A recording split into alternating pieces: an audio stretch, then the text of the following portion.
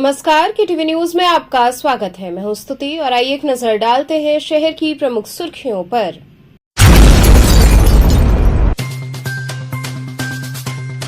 गुमटी ठेला व्यवसायियों ने उन्हें उजाड़े जाने के विरोध में शुरू किया अनिश्चितकालीन धरना।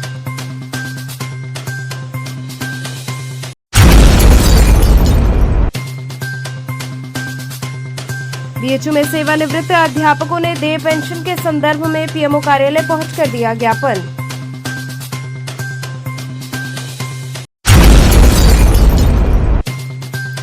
नागरिक प्रचारणी सभा में काशी नरेश ने पहुंचकर किया संध्या वंदन।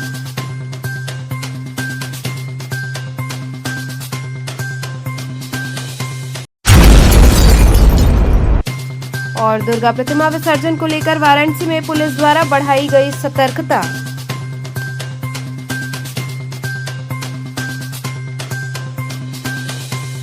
और अब खबरें विस्तार से। गुमटी ठेला व्यवसायियों ने उन्हें उजाड़े जाने के विरोध में अनिश्चितकालीन धरना शुरू किया। लंका बीएचयू से सटे बाहरी दीवार के पास गुमटी ठेला व्यवसायियों ने अनिश्चितकालीन धरना शुरू किया। आश्चर्य की बात यह है कि ये पीएम स्वनिधि लोन से प्राप्त पैसे से गुमटी लगाते हैं। बीएचयू अस्पताल में भर्ती मरीजों और उनके तीमारदारों के लिए सस्ते खाने का अच्छा विकल्प ये गुमटियां कई दशक से हैं।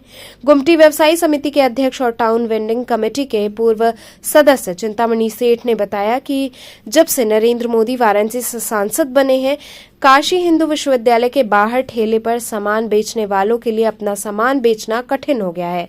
3 सितंबर को उन्हें पुलिस द्वारा बर्बरतापूर्वक लाठी चलाकर हटा दिया गया, जो पथ विक्रेता अधिनियम 2024 का स्पष्ट उल्लंघन है।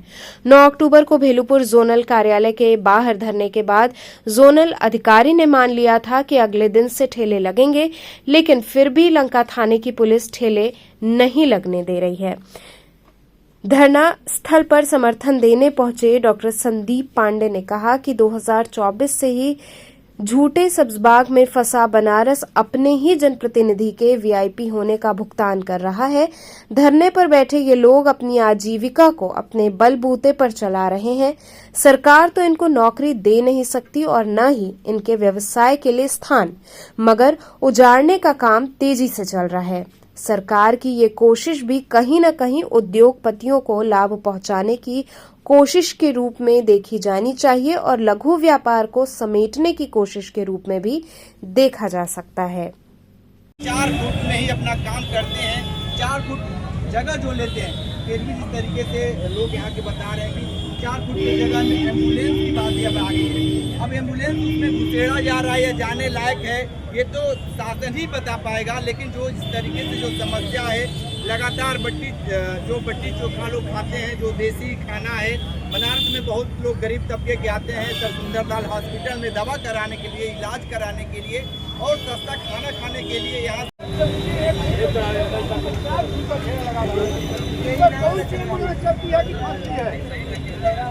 मैं ये पूछना चाहती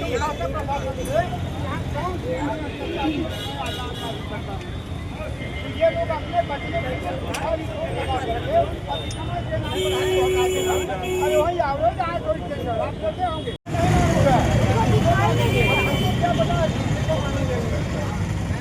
एक तो बात जो कार्य है नगर निगम से थोड़ा चलाइए, दुकान लगाना है, नगर निगम को अपना प्रोसेस होने दे दिया और इसके लिए मांगे के जाते हैं।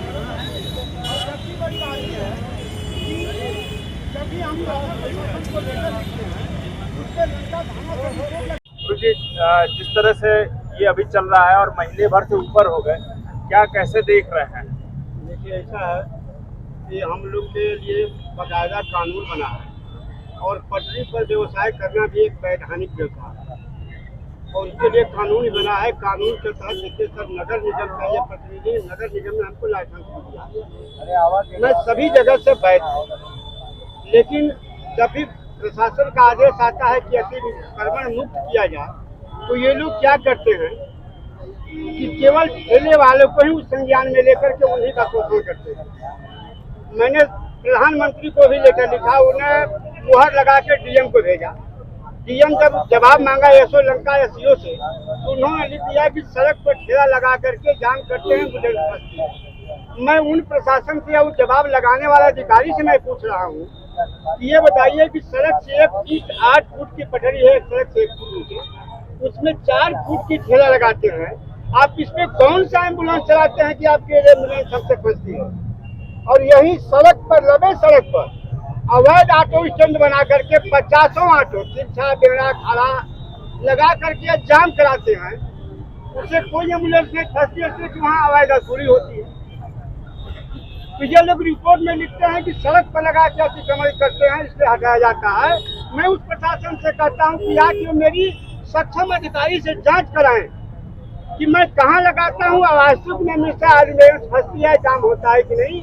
मैं अपनी वैधानिक तरीके से हूँ, मुझसे कोई आचार बाधित नहीं है। मैं प्रशासन से कह रहा हूँ कि मेरा अधिकार है, मेरे पक्ष में कानून है। मुझे नगर आयुक्त ने ये वेंडिंग सर्टिफिकेट दिया है, मुझे PHU अस्पताल गेट पर लगाने का भी लिखा है, और हमको शांतिपूर्वक व्यवसाय करने दिया जाए। मैं प्रशासन से ही मांग कर रहा हूँ। ये कभी भी चल सकता है, महीनों 2 महीना चल सकता है। जब तक हमारी मांग नहीं सुनी जाएगी तब तक मैं इसको आगे बढ़ाता रहूंगा, और मैं अपना आखिरी दम तक अपनी हार नहीं मानूंगा, न इसको मैं बंद करूंगा। ऐसे में रोजी रोटी सबसे पहले आता है, तो ऐसे में आप धरना प्रदर्शन क्या ये वैकल्पिक केवल इसके दूसरा हमारा कोई विकल्प ही नहीं बचा है। वैसे भी घर पे बैठे हुए शासन प्रशासन सबसे गुहार लगा चुका, लेकिन वो सब कहाँ आता आदेश, कहाँ फाड़ के फेंक दिया जाता है, मुझे कोई इसका प्रभाव नहीं पड़ा। अब मेरा केवल यही विकल्प है कि सड़क पर बैठे, या तो सरकार हमारी रोजी रोटी दे, हमें तो जेल में पूरा बंद करके हमको वहाँ रोटी दे। बस ये मैं यही चाहता हूँ, हमें रोटी चाहिए। देखिए, आज ये जो लंका पे स्ट्रीट वेंडर बैठे हुए हैं, इनको लगातार 40 दिन पहले सानी थाना लंका के एसओ द्वारा यहाँ से इन लोगों को हटा दिया गया। बिना किसी नोटिस के, बिना किसी आदेश के यहाँ अतिक्रमणकारी बता के इनकी दुकानें उजाड़ दी गई। और जबकि यहाँ पे वेंडरों को नगर निगम द्वारा स्ट्रीट वेंडर एक्ट के तहत COB भी दिया गया है, सर्टिफिकेट ऑफ वेंडिंग लाइसेंस दिया गया है, और ये वेंडिंग जोन भी घोषित है। बनारस में कुल 29 वेंडिंग जोन है, जिनमें से एक लंका का भी नाम आता है। जगह भी चिन्हित है, बाकायदा नक्शा नजरी भी बना हुआ है, और यहाँ पे नामांकन भी है लोगों का। लेकिन जैसा कि कानून में लिखा है, किसी भी वेंडर को हटाने से पहले आपको TVC की मंजूरी देनी पड़ेगी। TVC यानी टाउन वेंडिंग कमेटी, जिसका अध्यक्ष नगर आयुक्त होते हैं, और उसमें मेंबर SP ट्रैफिक भी होते हैं। लेकिन न TVC की अनुमति ली गई, न इन वेंडरों को नोटिस जारी किया, बलपूर्वक इनका सामान फेंक दिया गया और इनके साथ जाति भी हुई है। तो हम लोग पिछले महीने भी नगर आयुक्त के पास गए थे, 3-4 बार हम लोगों ने ज्ञापन भी दिया, और जोनल के पास पिछले दिनों हम लोगों ने धरना भी दिया। वहां पे आश्वासन दिया गया कि कौन रोक रहा है आपको रोजी रोटी कमाने से, कानून तो ये कहता है, वो कहता है, उत्तर प्रदेश की नियमावली ये कहती है। सब कुछ हुआ, लेकिन आज तक एक नोटिस जारी नहीं किया, और एक सवाल नहीं पूछा नगर निगम के लोगों ने लंका थाने से कि आप किसके आदेश से हमारे कानून के अंदर अतिक्रमण कर रहे हैं, और इस हमारे द्वारा जारी सर्टिफिकेट ऑफ वेंडिंग के वेंडरों को हटा रहे हैं। तो ये जो पीड़ित वेंडर है 60 की संख्या में पंजीकृत है, जिन्होंने PM स्वनिधि का लोन ले रखा है, और इनकी किस्तें जाती हैं, और इसी से आप जानते हैं इसका इन लोगों का परिवार चलता है। तो ये सब करने के बावजूद, ये सब जानने के बावजूद भी इनकी दुकानें हटाई गई है। और यहाँ की पुलिस ने यही सिर्फ एक सवाल हम लोगों से कर रही है बार बार कि आप हमको आदेश दिखाइए। यानी वो सर्टिफिकेट ऑफ वेंडिंग को नहीं मान रहे हैं, लाइसेंस को नहीं मान रहे हैं, वेंडिंग जोन को नहीं मान रहे हैं, केंद्रीय कानून को नहीं मान रहे, सब कुछ को नहीं मान रहे। उनको एक लिखित आदेश चाहिए। तो इसी लिखित आदेश के लिए हम लोग यहाँ धरने पे बैठे हैं कि यहाँ का जिम्मेदार अधिकारी आके लिखित आदेश दे। मान लीजिए अगर आपकी बातें नहीं मानी जाती है, जिस तरह से आप प्रदर्शन कर रहे हैं, तो आगे क्या रूप रहेगा आपका? देखिए, आगे यही रूप रहेगा, क्योंकि हम लोग गांधी के देश के लोग हैं, अहिंसा के देश के लोग हैं, संविधान को मानने वाले लोग हैं। जितना दिन ये सरकार सुनने में लगाएगी, उतना दिन हम सरकार के साथ यही बैठ के बात करेंगे। जब तक नहीं सुनेंगे तब तक हम लोग बैठे रहेंगे। अगर सरकार हमको जेल में भेजेगी तो हम जेल जाने के लिए तैयार है, क्योंकि 2 वक्त की रोटी हमारे वेंडरों को नहीं मिल रहा है। तो देखिए, ये समस्या तो जब मैं यहाँ 13 से 16 पढ़ा रहा था विश्वविद्यालय में, तब से ये, और उसके पहले से चली आ रही है। उसके पहले से चिंतामणि जी ने हाई कोर्ट में केस किया हुआ है।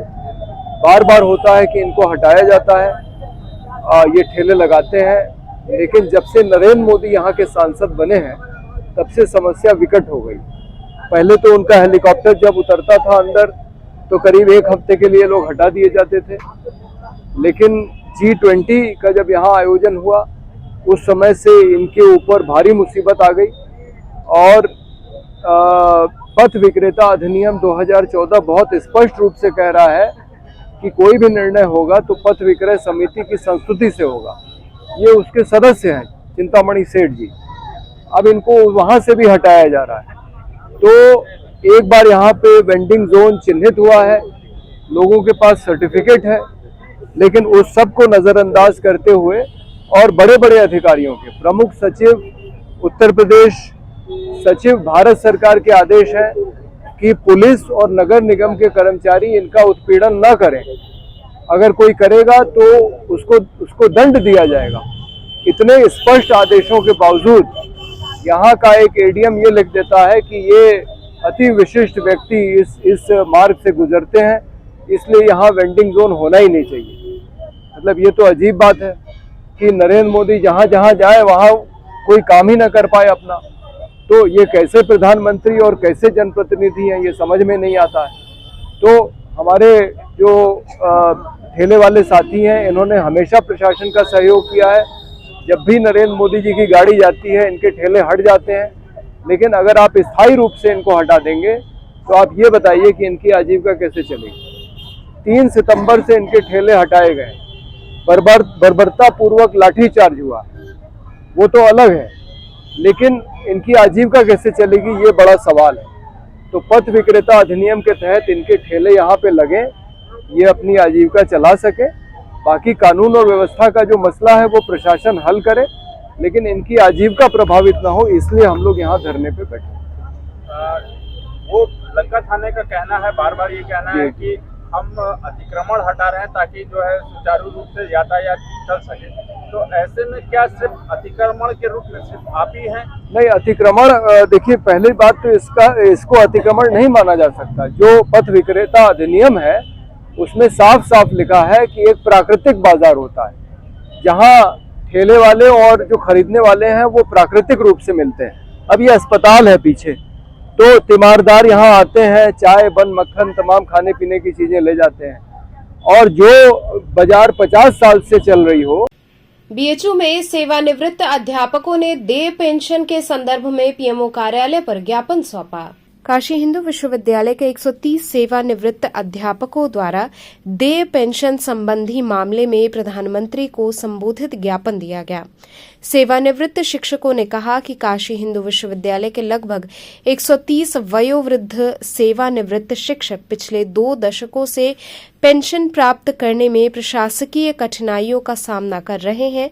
दिल्ली विश्वविद्यालय के शिक्षकों को भी इसी प्रकार की समस्याओं का सामना करना पड़ा, लेकिन 10 मई 2022 को भारतीय सर्वोच्च न्यायालय द्वारा दिए गए निर्णय के माध्यम से उन्हें सीपीएफ के स्थान पर पेंशन प्रदान की गई। इसके बाद काशी हिंदू विश्वविद्यालय के सेवानिवृत्त शिक्षकों ने भी आशा की थी कि उन्हें भी इसी प्रकार का लाभ मिलेगा। इस संदर्भ में बीएचयू के कुलपति प्रोफेसर सुधीर जैन ने सितंबर 2022 में उच्च शिक्षा मंत्रालय को एक पत्र लिखा, जिसमें उन्होंने विश्वविद्यालय की कार्यकारिणी के संकल्पों, दिल्ली उच्च न्यायालय के निर्णयों एवं मई 2022 के भारतीय सर्वोच्च न्यायालय के ऐतिहासिक निर्णय का उल्लेख करते हुए बीएचयू के सेवानिवृत्त शिक्षकों को पेंशन प्रदान करने का अनुरोध किया। यूजीसी ने भी इस मामले में उच्च शिक्षा मंत्रालय में सर्वोच्च न्यायालय के निर्णय को अन्य केंद्रीय विश्वविद्यालयों पर लागू करने पर सहमति देने का आग्रह किया, लेकिन उच्च शिक्षा मंत्रालय की उदासीनता बनी रही। बीएचयू के वयोवृद्ध शिक्षक उच्च शिक्षा मंत्रालय की लगातार उपेक्षा के कारण पिछले 1.5 वर्षों से इलाहाबाद उच्च न्यायालय में न्यायिक प्रक्रिया के माध्यम से इस मुद्दे का समाधान मांग रहे हैं। उच्च न्यायालय ने भी उच्च शिक्षा मंत्रालय से ये स्पष्टीकरण मांगा है कि सर्वोच्च न्यायालय का जो निर्णय दिल्ली विश्वविद्यालय पर लागू हुआ वो बीएचयू पर क्यों नहीं लागू किया जा सकता। इस पर उच्च शिक्षा मंत्रालय के द्वारा दिए गए अप्रामाणिक तर्कों का बीएचयू प्रशासन ने स्पष्टता से प्रतिवाद भी किया है, फिर भी मंत्रालय के अधिकारी उदासीन बने हुए हैं और उच्च न्यायालय द्वारा मांगे गए स्पष्टीकरण में अनावश्यक देरी कर रहे हैं।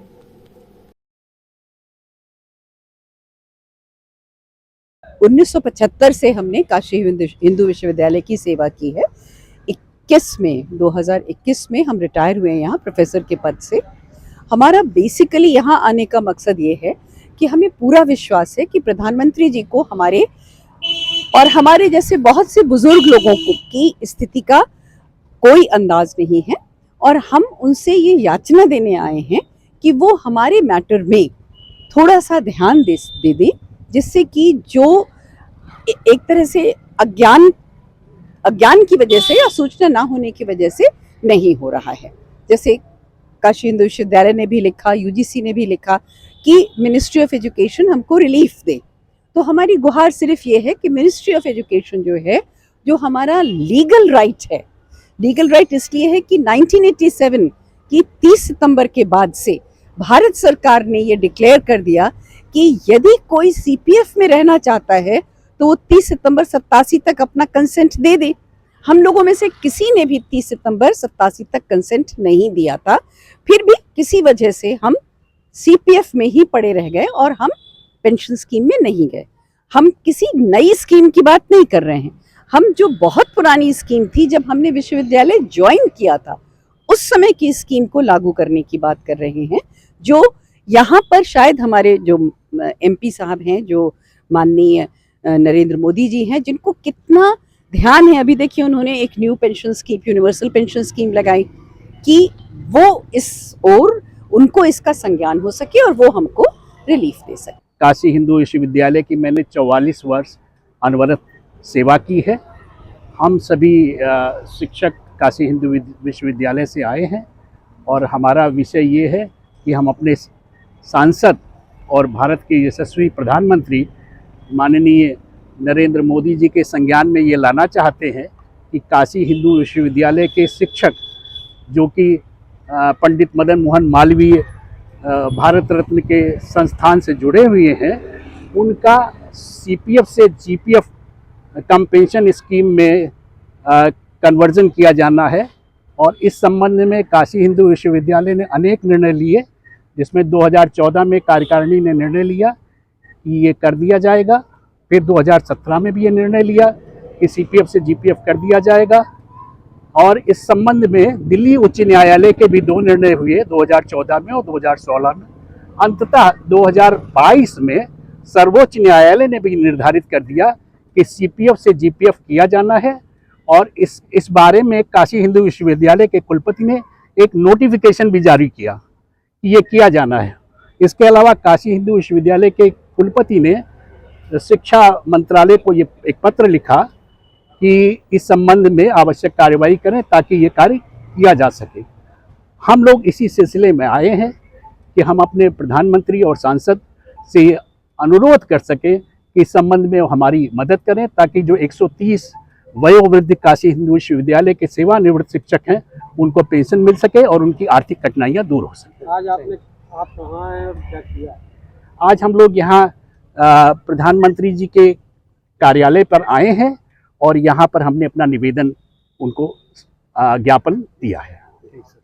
नागरी प्रचारणी सभा में काशी नरेश ने पहुंचकर संध्या वंदन किया। इस दौरान काशी नरेश का भव्य अभिनंदन किया गया। रविवार की शाम हिंदी भाषा, साहित्य और देवनागरी लिपि के सबसे पुराने आंगन नागरी प्रचारणी सभा में एक सदी पुराना समय फिर से जीवित हो उठा, जब काशीराज परिवार के प्रतिनिधि अनंत नारायण सिंह अपने लाव लश्कर और राज परिवार के सदस्यों के साथ हाथियों पर सवार होकर वहां पधारे और सभा के प्रधानमंत्री व्योमेश शुक्ल के कक्ष में संध्या वंदन भी किया। पिछले 125 वर्षों से काशी नरेश नाटिमली मैदान के विश्व प्रसिद्ध लखा मेले भरत मिलाप में शामिल होने के बाद संध्या वंदन के लिए नागरी प्रचारणी सभा में पधारते रहे हैं। महाराज के पूजा पाठ के लिए सभा के प्रधानमंत्री का कक्ष उपयोग में लिया जाता है। संध्या वंदन के उपरांत सभा के प्रधानमंत्री व्योमेश शुक्ल ने तिलक लगाकर महाराज का स्वागत किया और उन्हें सभा द्वारा प्रकाशित पुस्तकें भेंट की गईं। महाराज जी ने भी व्योमेश शुक्ल को शगुन की राशि भेंट की।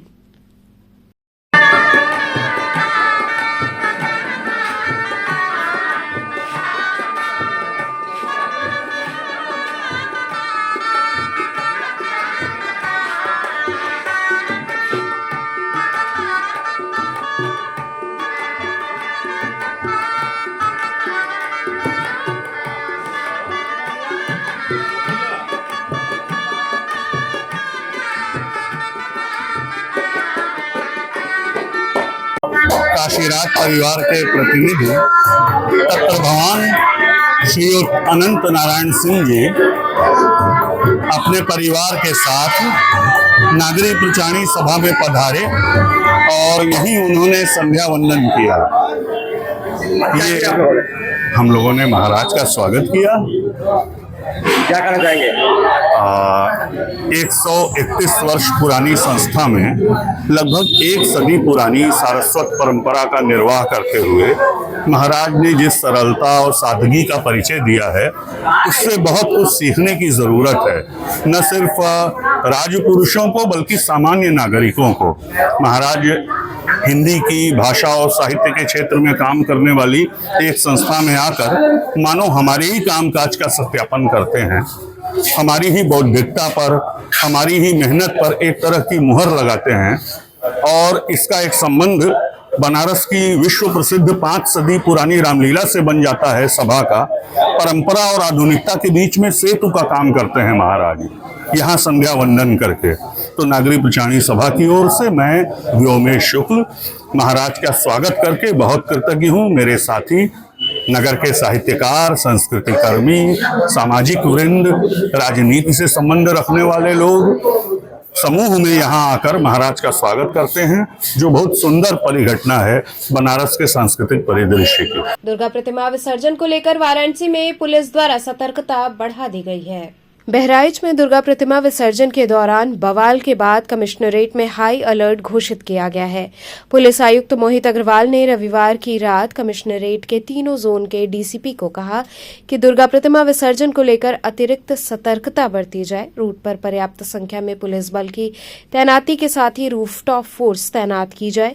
निगरानी और सतर्कता को लेकर लापरवाही बरतने वाले पुलिसकर्मी बख्शे नहीं जाएंगे।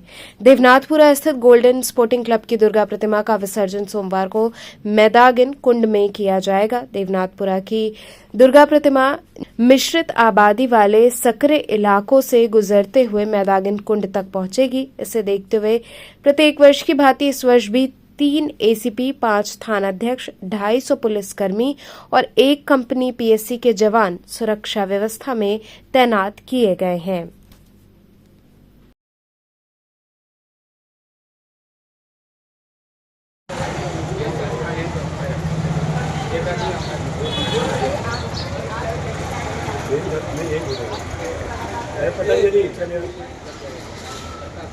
अंदर अच्छा चल चलिए कितना तो ठीक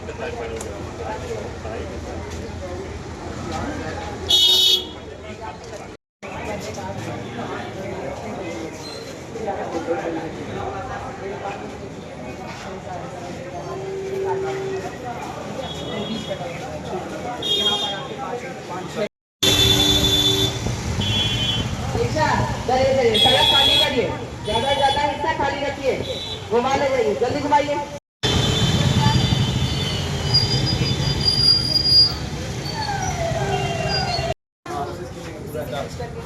ऊपर करते रहेंगे अपना ये, बाकी जो तार ऊपर बांधने लगे तो बंद। भारत की कम्युनिस्ट पार्टी मार्क्सवादी के महासचिव सीताराम येचुरी को श्रद्धांजलि अर्पित की गई। भारत की कम्युनिस्ट पार्टी मार्क्सवादी के महासचिव कॉमरेड सीताराम येचुरी की श्रद्धांजलि सभा पराड़कर स्मृति भवन के सभागार में आयोजित हुई, जिसमें बड़ी संख्या में कम्युनिस्ट पार्टी के लोग उपस्थित रहे, जिन्होंने सीताराम येचुरी के चित्र पर पुष्पांजलि अर्पित कर अपनी सच्ची श्रद्धांजलि दी। इस अवसर पर उपस्थित लोगों ने, सभी कार्यकर्ताओं ने उनके चित्र पर पुष्पांजलि अर्पित किया और उनके विचारों पर चलने का संकल्प लिया। उपस्थित लोगों ने सभा के दौरान 2 मिनट का मौन भी रखा। वहीं मंचा सिंह ने उनके व्यक्तित्व और कृतित्व पर प्रकाश डाला, साथ ही उनके विचारों से लोगों को अवगत कराया।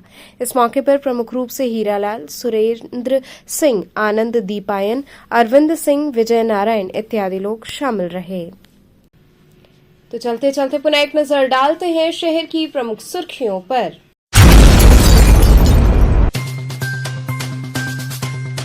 गुमटी ठेला व्यवसायियों ने उन्हें उजाड़े जाने के विरोध में शुरू किया अनिश्चितकालीन धरना।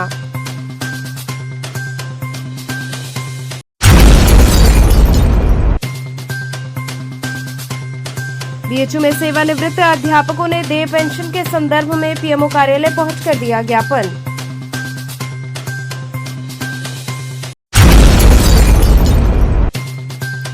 नागरिक विचारणी सभा में काशी नरेश ने पहुंचकर किया संध्या वंदन।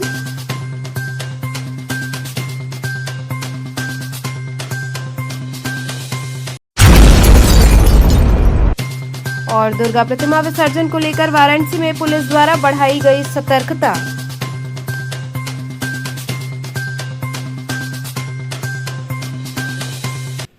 तो थे आज के समाचार, कल फिर होगी मुलाकात, तब तक के लिए नमस्कार।